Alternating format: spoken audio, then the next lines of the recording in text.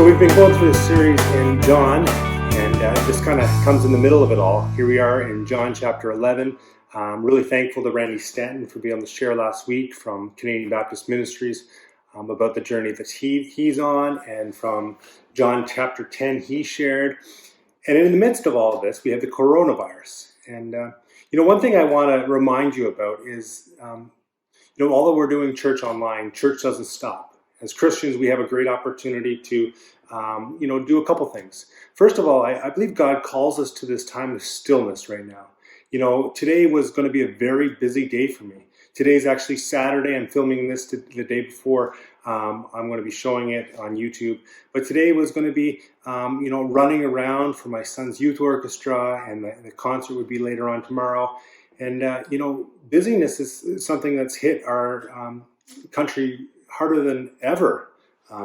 And you know what? Really, busyness is the pandemic. And this pandemic, the COVID-19, is doing one thing for us as a culture. It's slowing us down and allowing us to be still and just enjoy. In fact, as a family, we were able to go for a walk today. And a major surprise today, it's actually Bailey's March break right now.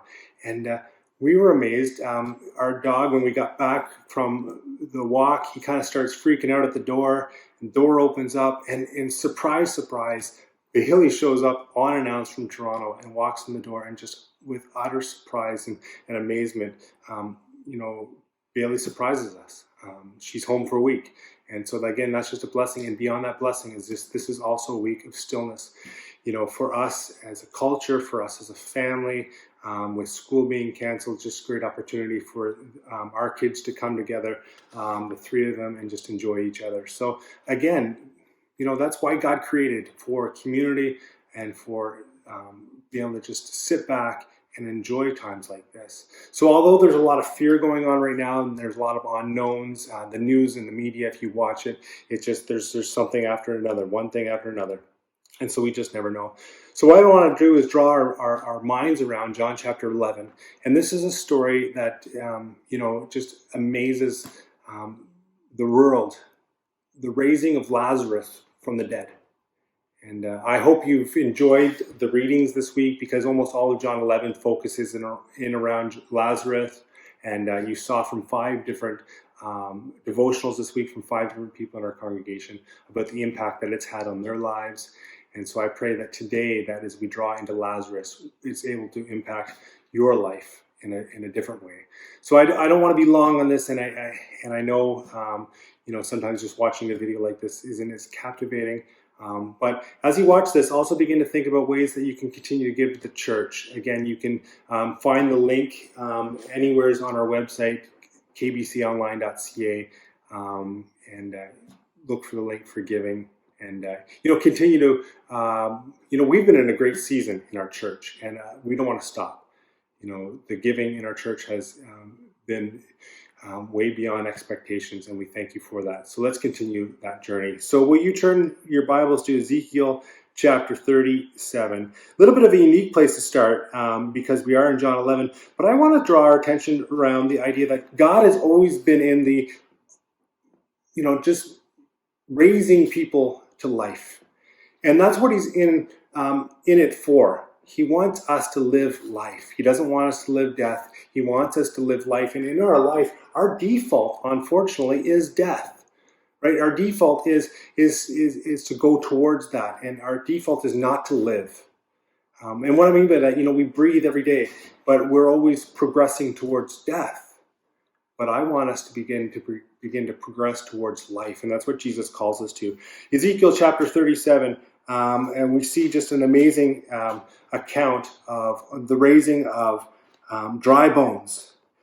Verse 9 of Ezekiel chapter 37 says these words. Verse 7 of chapter 37. So I prophesied as I was commanded, and as I was prophesying, there was a noise, a rattling sound, and the bones came together, bone to bone. I looked, and tendons and flesh appeared on them, and skin covered them, but there was no breath in them. Then he said to me, prophesy to the breath, prophesy, son of man, and say to it, this is what the sovereign Lord says, come from the 4 winds, O breath, and breathe into these slain, that they may live, that they may live. It's what God has always wanted, always desired, is that we live abundantly. As I've been preparing for this message, my mind has transitioned this day to something a little bit different. My mind was focused around this when it comes to life. I started watching some YouTube videos on death row inmates, guys that, were in jail and their end goal or end was the death penalty. And, as I began to watch some videos about even the conviction that they were under, and even when they were sentenced to life to the death penalty, there were some videos out there of the reaction to hearing the judge say that they were receiving the death penalty, and it just utter like unbelief came across them, and just the reaction was unbelievable. And then the opposite side of the story, there have been some people that have been on death row, even to the place where they were, on their deathbed, and somewhere down the line of the jury system and the judicial system, their penalty was overturned. And again, that reaction, I'm sure you've watched a few movies where that's happened, where just that utter belief that I get to live. And then, then there's the death side. If you remember the movie Green Mile, again, with Tom Hanks, as we think of Tom Hanks and be praying for him and his wife and COVID-19, again, just utter sadness. That's what death does. It takes away all hope. So let's turn to John chapter 11 and see the hope of Mary and Martha as Jesus shows up on the scene. I want to draw towards John chapter 11, verse 17.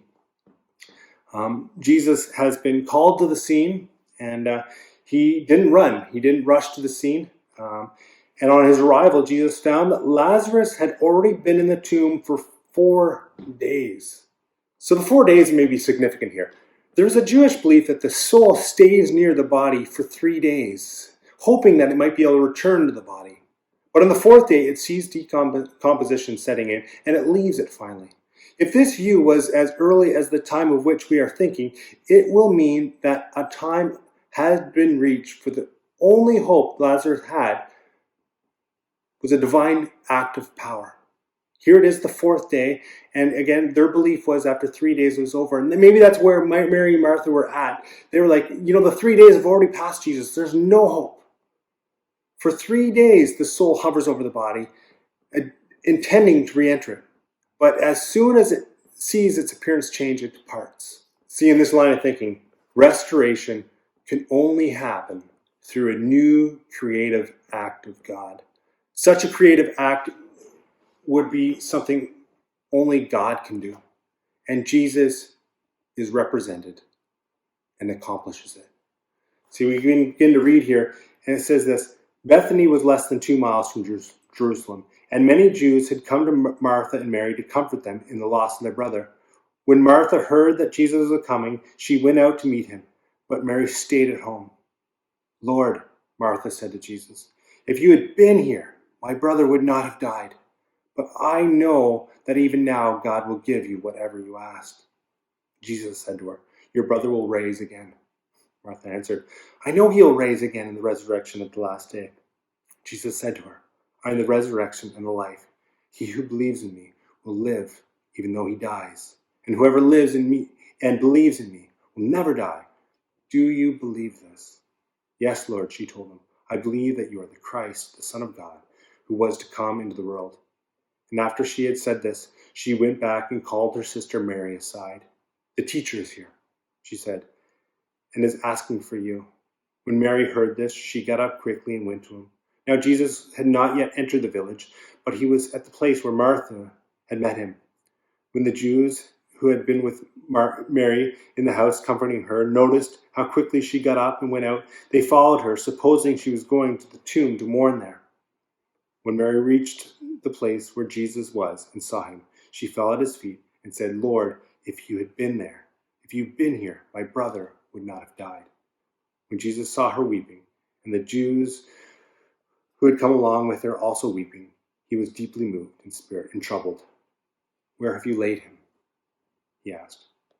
Come and see, Lord. They replied, and Jesus wept. Then the Jews said, "See how he loved him?" But some of the men said, Could not he who opened the eyes of the blind have kept this man from dying?" Jesus, once more deeply moved, came to the tomb. It was a cave with a stone laid across the entrance. "Take away the stone," he said. "But Lord," said Martha, the sister of the dead man, "by this time there is a bad odor, for he has been dead for," there it is, 4 days. Then Jesus said, "Did I not tell you that if you believed, you would see the glory of God?" So they took away the stone. Then Jesus looked up and said, "Father, I thank you that you have heard me. I know that you always hear me. But I said this for the benefit of the people standing here, and they may believe that you have sent me." When he said this, Jesus called in a loud voice, "Lazarus, come out." The dead man came out, his hands and feet wrapped with strips of linen and a cloth across his face. Jesus said to them, "Take off the grave clothes and let him go." I mean, it is a truly amazing story. And you know, one thing I think about and was reiterated in one of our devotionals this week by Bev. Can you imagine if Jesus would have just said the words, "Come out"? Now, again, Jesus is in a graveyard with many dead people, but he speaks the words, "Lazarus, come out." Imagine if he wouldn't have spoken just the words "Lazarus." The amount of people that would have heard that voice that might have been in the tombs would have come out. Interesting that Lazarus comes out in this situation. Now, I almost picture that Lazarus is lying in the tomb, dead, and he hears the words, "Lazarus, come out." He opens his eyes. And I'm picturing 4 days of rest and sleep. There would have been a little bit of grogginess there, and getting used to the light, possibly, because the stone would have been rolled away. When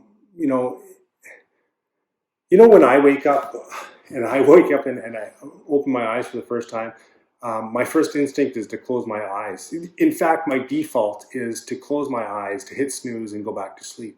And often in our lives, that's our default. We sometimes would rather just stay in that space, stay in that sleep, stay in that slumber. And I wonder if Lazarus would have had some thought in his mind going, let me go back. Let me go back. I had a weird thought this week, and I began to think about funerals that I've been at and the caskets that I've seen. And I began to think about this. I find it kind of weird, and I understand why it's there. Caskets have cushioning and a pillow, and actually satin cushioning, satin sheets. This is kind of weird. They look really comfortable. Odd, isn't it? Am I the only one that thinks, man, sometimes I just wish I could, jump in and have a nap? I've been in those. I've been in the viewing areas of caskets where you go in and see, different caskets that you'd be able to, purchase when the time comes. They all look pretty comfortable. There's a few that the price is a little bit lower and probably a little bit less of a comfort level. And you wonder, should I test it out? Should I test out the cushioning? Should I see how comfortable it is? And if you don't really want to test out the cushioning and see how comfortable it is, you can actually purchase, I don't know if you guys know this, caskets on Costco. You can go to Costco and there's a funeral section where you can buy caskets and urns on Costco.ca. I'm not the only one, I'm sure, that finds that a little bit weird. And by the way, a little caveat: caskets cannot be returned to the Costco warehouse. I'm just picturing that now, pulling up in the van and pulling this casket out of the Costco store, especially nowadays with so many people lined up at Costco and with the COVID-19 going on, and so many people buying toilet paper. You just roll it in with a casket. Yeah. Thankfully, caskets cannot be returned to the Costco warehouse. Interesting enough, the casket manufacturer, its name is Walker Caskets. Anybody else find that like an oxymoron? Walker Caskets? Anyways, Walker Caskets are manufacturers, and here's what they say. Walker Caskets are manufactured in accordance with premium standards and features that meet or exceeds caskets typically sold in funeral homes. Walker Caskets is devoted to quality assurance and complete satisfaction. Think about that a little bit more. Velvet cushioning, caskets. And I guess the point is, are we too comfortable in our default? Are we too comfortable in our default? And as I was saying earlier, sometimes death is our default. And the reason I say that is if you see somebody fighting for their life, on death's bed, you can see, they're a survivor. They're going to survive this illness and they're going to survive this accident because they're a fighter and they're fighting for their life. The opposite would be to not fight for your life. The default would be to just allow yourself to go. Are we too comfortable in our default? Again, the question that the Jews ask, and what's interesting about this is that for those 3 days, unlike us in our culture today, we have our gathering, we have our wakes or visitations, then we have the funerals. They last about 2 hours for the visitation, where we get to meet with the families, and then then there's the funeral. All total about 4 or 5 hours combined. In that culture, 3 days. 3 days they would have stuck around. And the Jews, again, these are the Jews that really end up putting Jesus to the cross. And they ask this question, which is very interesting. Verse 36 and 37. Then the Jews said, "See how he loved him." But some of them said, "Could not he who opened the eyes of the blind man have kept this man from dying?" Could he have kept this man from dying? Again, like I was saying, death is our default, and we need to fight for life. We need to begin to fight for it. And you know what? We're not robots. God can, or does not want to make us do things. For me, as a parenting tactic, if I'm doing some housework and the kids are around, and this might be a bad parenting strategy, and I kind of know it is, and I just do it anyways. If I'm around and I'm cleaning the house and sweeping or doing the dishes and my kids are just watching me, instead of me telling them what I want them to do, I want them to guess. I want them, instead of telling them what to do, I want them to want to do it. And I think sometimes that's what God wants. He doesn't want us to die, but he wants us to choose, and he wants us to want to live. He wants us to choose life. And in the end, default, like I was saying, is death, but he wants us to choose life. When Lazarus woke up and he says, "Lazarus, come out," Lazarus hears the words and he chooses to walk out of the tomb. What are you a slave to? What is your default that you're a slave to? What is it that holds you back from really living? What is it that might be comfortable, or where you might be comfortable? In the tomb.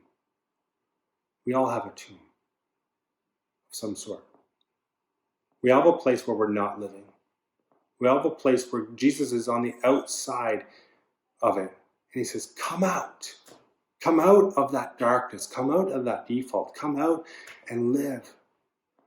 God is calling us to leave a certain life of comfort and come into so much more. So much more. And it speaks so heavily about the Bible. Again, the devil comes to seek, kill, and destroy. That's the default.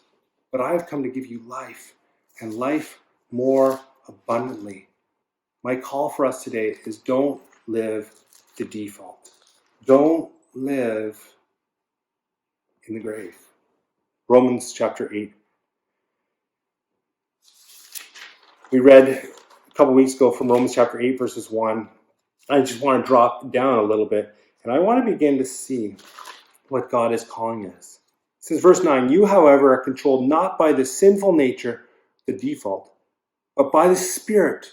The Spirit. If the Spirit of God lives in you, and if anyone does not have the Spirit of Christ, he does not belong to Christ. But if Christ is in you, your body is dead because of sin, yet your spirit is alive because of righteousness. And if the Spirit of him who raised Jesus from the dead is living in you, he who raised Christ from the dead will also give life to your mortal bodies through his Spirit who lives in you. I want you to watch this video of a song we're going to sing after my message. It's called "Glorious Day" by Passion.